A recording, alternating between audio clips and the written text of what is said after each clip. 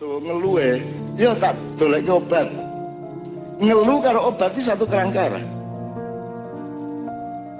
Bahwa kalau sakit diobati menuju sembuh kan begitu. Itu berarti satu kerangka. Nah, setiap jawaban atau omongan orang tua kepada anak pasti membawa kerangka berpikir. Jadi anak terbiasa oleh kerangka berpikir, itu sudah pasti. Misalnya antara hak dan tanggung jawab, ya. Anda tidak, loh, kue kok ngutahke ku naya dirsii. Golek lap. Itu kan membuat dia punya kerangka bahwa kalau orang melakukan sesuatu dia harus bertanggung jawab. Itu sebuah kerangka. Satu ya. Itu jadi ojo njur kue ngandani anakmu secara kognitif. Nah, setiap orang tuh harus punya kerangka berpikir. Nah, bingung deh. Tapi langsung praktek ya. Karena tidak mungkin kalimatmu tanpa kerangka berpikir. Semua ada sebab akibat. Hak dan tanggung jawab, dunia akhirat, semua itu kerangka berpikir gitu ya. Satu. Nomor dua, sebenarnya pendidikan di rumah itu tidak soal sekolah atau tidak sekolah. Meskipun saya menyekolahkan anak saya dan saya tidak mau tidak menyekolahkan anak saya menyekolahkan anak saya, tetapi saya tidak berharap kepada sekolahannya untuk yang orang lain berharap.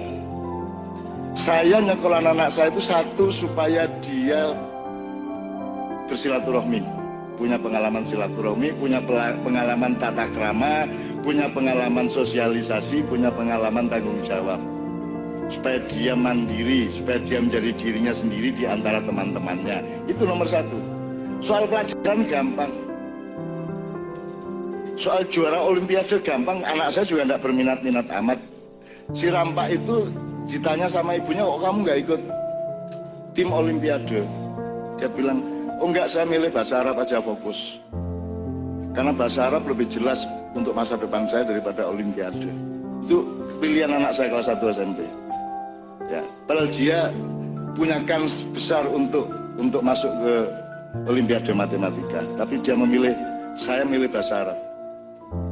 Karena dia punya cita-cita dan merasa punya tanggung jawab untuk jangan sampai terlepas dari gelombangnya bapaknya gitu. Dan itu eksplisit dia ngomong seperti itu, sehingga dia fokus dengan studi bahasa Arab sekarang. Dan logikanya tidak usah ikut olimpiade, dia logikanya sejak kecil sudah oke. Jadi kalau orang tidak pakai logika, itu yang seperti kerangka berpikir, salah satu asnya nek cara mobil ya, gardane itu ya logika gitu. Kalau tidak pakai logika itu adalah tulang punggungnya akal. Bisa nek misalnya gue ngene, bocah kayak rabi-rabi, ya, jebol sorene kayak ketemu dia karo bojone karo anaknya, kowe kaget ora? Awane kowe ngomong kayak ora rabi-rabi, sorene kowe ketemu bocah kuwi karo bojone karo anaknya, kowe kaget apa ora? Kaget. Saiki oke wong ora kaget. Merga uteke bluluk ngono kuwi. Tidak punya dialektika. Pagi-pagi habis ma'iyahan, saya sempatkan sarapan sama Mbak Via di warung, terus ada wartawan tanya, Cak, ya, Kiai Kanjeng sudah tidak aktif lagi ya? Saya sudah biasa diremehkan orang, sehingga aku Kiai Kanjeng Surapayu, payah kok kayak gitu, harus sebut elek-elek Kiai Kanjeng karo awakku dhewe. Tapi Mbak Via yang tidak tahan, iya mas, sekarang itu paling sebulan tuh antara 15 sampai 20 kali pentas. Untuk sebuah kelompok musik, sebulan bisa sampai 15 kali, itu top luar biasa. Betul enggak, Mas?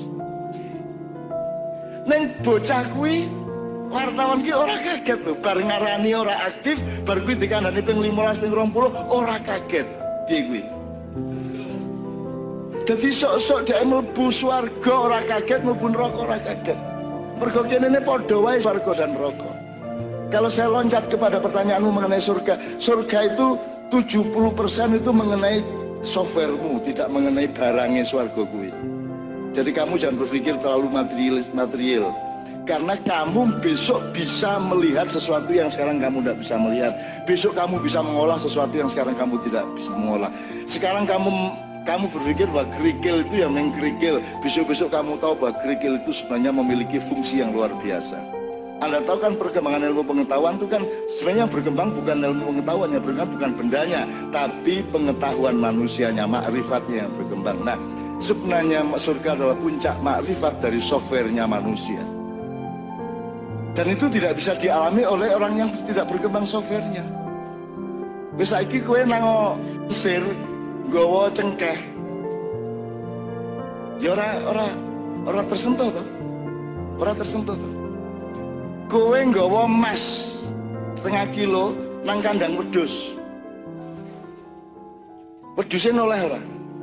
Nah saiki akeh ngono kuwi. Wedhus-wedhus ngono kuwi akeh banget. Tidak kagum kepada sesuatu yang dia seharusnya kagum. Maka tugas manusia dalam Islam menurut saya adalah meningkatkan rohaninya terus menerus. Rohani itu tidak hanya uluhiyahnya di dalam hati. Rohani itu adalah kejernihan berpikirnya, ketajaman otaknya, ketajaman hatinya. Teman-teman sekalian, saya tidak sekolah secara modern maupun secara tradisional. Saya tidak pernah nyantri seperti Pak Muzamil. Saya tidak pernah kuliah seperti Cak Nur Kholis Majid atau siapapun sarjana-sarjana modern. Tapi mungkin saya agak sedikit lebih rajin di dalam mencari ilmu dan belajar. Mungkin saya agak susah ditandingi soal ketekunan. Jadi aku ke Bali saka kene iki aku ngetik, aja lali kowe. Jam piro wae jamakian jam 4 tekan ngomah aku ngetik. Itu tidak harus di Jogja, mbok ning Surabaya, ning Jakarta, Bali aku tetap ngetik. Jadi gue bingung kapan le nulis. Lho aku ngetik terus. Ono sing tulisan tak tik pas acara ngene iki ya ono. Ngene ono. Saya bikin naskah raya film itu saya bikinnya di pesawat. Ning pesawat nganggo BlackBerry zaman semono. Makassar Surabaya kan 2 jam. Itu saya pakai untuk nulis skenario raya. Begitu turun ada sinyal tak email. Pokoknya kapan baik, ora peduli sepi, ora peduli sunyi, ora peduli rame, ning tengah pasar ora masalah. Kita harus bisa menciptakan diri kita sendiri di tengah apapun saja. Jadilah dirimu sendiri dalam keadaan apapun saja. Ayatnya Pak Muzamil, orang-orang yang mengingatku atau mengingat Allah ketika duduk, berdiri maupun berbaring.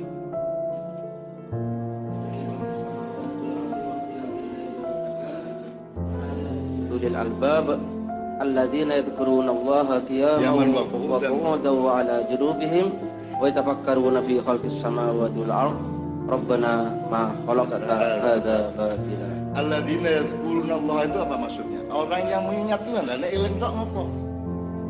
Orang yang meletakkan dan menemukan Tuhan yang sunyi itu, yang hanya bisa engkau temukan dalam sunyi itu.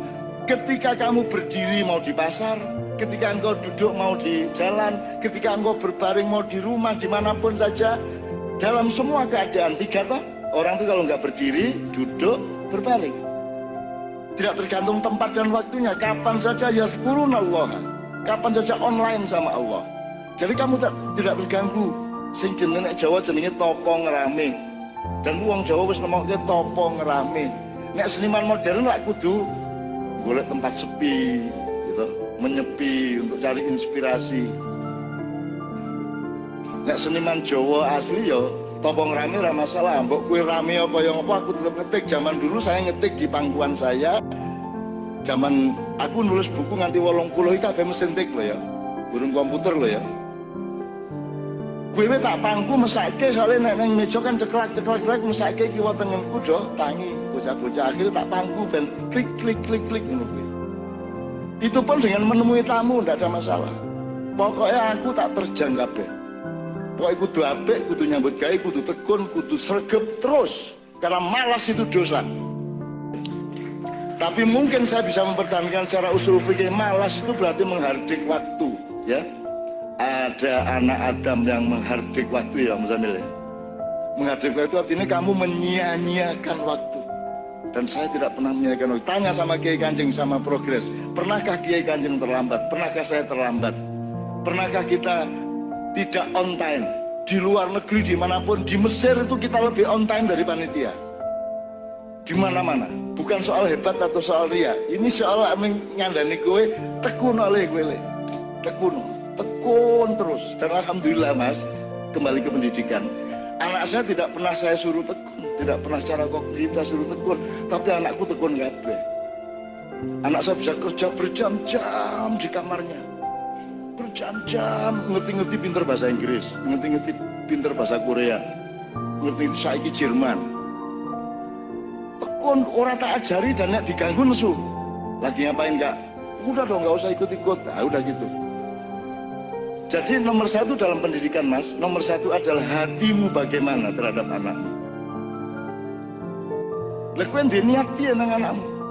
Itu akan tercermin ke setiap perilakumu dan akan menjadi hawa, menjadi energi, menjadi gelombang yang mempengaruhi anakmu. Engko anakmu dadi kaya sing kok batin kuwi. Salah satu pembagiannya adalah, salah satu teknologinya adalah pendidikan kognitif, tapi tidak utama. Yang utama hatimu piye nang anakmu, insya Allah. Sabrang itu ketika kecil tidak bersama saya, sehingga tidak seperti yang saya bayangkan. Karena selama dia SD, SMP dia tidak bersama saya, tapi anak-anak yang sekarang bersama saya di rumah. Sehingga hatiku bendino menyerbu dia. Iroda, yang nama amruhu idza arada syai'an, gitu ya Mas ya. Insya Allah hatimu sing tenanan nang anakmu, ojo khawatir soal liyane. Wis tongku dadi kaya sing kok karepke insyaallah. Karena Allah yang mendidik, jangan khawatir. Allamal insana malam ya alam, jangan dipikir kita yang didik anak kita, Allah yang didik kita. Allah ngirim malaikat, Allah ngikai guru dewe. Jadi anakku aku bingung, iki sapa to gurune? Aku nek dinasehati anakku kayaknya aku kerengan karo ibune kan aku ditimbali karo anakku.